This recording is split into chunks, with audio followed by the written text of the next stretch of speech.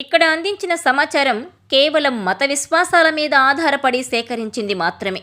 దీనికి సంబంధించిన శాస్త్రీయ ఆధారాలకు సంబంధించి R24 ఛానల్ ఎలాంటి బాధ్యత తీసుకోదు. ఈ సమాచారాన్ని పరిగణలోకి తీసుకునే ముందు పండితులను సంప్రదించి పూర్తి వివరాలు తెలుసుకోగలరు. పై సమాచారాన్ని R24 ఛానల్ ధృవీకరించడం లేదు.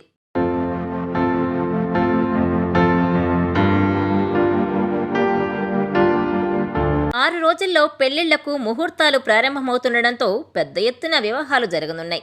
ఈ నెల 11 నుంచి మాఘమాసం ప్రారంభమైంది. దీంతో వివాహాలు జోరందుకున్నాయి.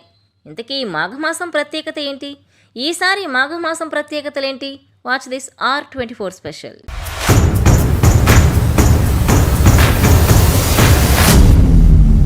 కొత్త ఏడాదిలో పెళ్లిళ్లకు వేళైంది. పెళ్లిళ్లకు ముహూర్తాలు ప్రారంభమవుతుండటంతో పెద్ద ఎత్తున వివాహాలు జరగనున్నాయి. ఈ నెల 11 నుంచి మాఘమాసం ప్రారంభమవడంతో వివాహాలు చేసుకునేందుకు ఎన్నో జంటలు సిద్ధమవుతున్నాయి. ఇప్పటికే రాష్ట్రంలోని వేలాది జంటలు ముహూర్తాలు పెట్టుకోగా ప్రముఖ ఆలయాలైన తిరుపతి, అన్నవరం, సింహాచలం వంటి ప్రముఖ దేవాలయాల్లో వివాహాలు జరుపుకునేందుకు ఏర్పాట్లు చేసుకున్నారు. ఈ నెల 11న ప్రారంభం కానున్న వివాహాలు ఏప్రిల్ 26 వరకు కొనసాగనున్నాయి. రానున్న 3 నెలల్లో 30 వరకు మంచి ముహూర్తాలుండడంతో పెద్ద ఎత్తున వివాహాలకు రాష్ట్ర వ్యాప్తంగా జంటలు సిద్ధమవుతున్నాయి.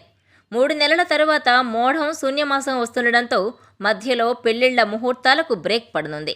ఆ తర్వాత మళ్లీ శ్రావణంలోనే మంచి ముహూర్తాలున్నట్టు పండితులు చెబుతున్నారు. ఈ నెల 11 నుంచి ప్రారంభమైన శుభముహూర్తాలు 3 నెలల పాటు కొనసాగనున్నాయి. రాష్ట్ర వ్యాప్తంగా ఏప్రిల్ 26 వరకు లక్షల జంటలు ఒక్కటయ్యే అవకాశం ఉంది. ఒక్కో ముహూర్తానికి రాష్ట్రంలో కనీసం 10,000కు పైగా వివాహాలు జరుగుతాయని అంచనా వేస్తున్నారు. పెళ్లిళ్లు నిశ్చయమైన వారు ఇప్పటికే ఆ పనుల్లో బిజీగా ఉన్నారు. వివాహాలు చేసుకునే వారి స్తోమతను బట్టి బ్యాండ్ నుంచి ఫుడ్ వరకు, పంతుల నుంచి అప్పగింతల వరకు అన్ని రకాల పనులు పూర్తి చేసేందుకు అనుగుణమైన సంస్థలు అందుబాటులో ఉన్నాయి. పెళ్లిళ్ల ముహూర్తాలు ప్రారంభం తర్వాత ఈ తరహా వ్యాపారాలు జోరందుకోనున్నాయి.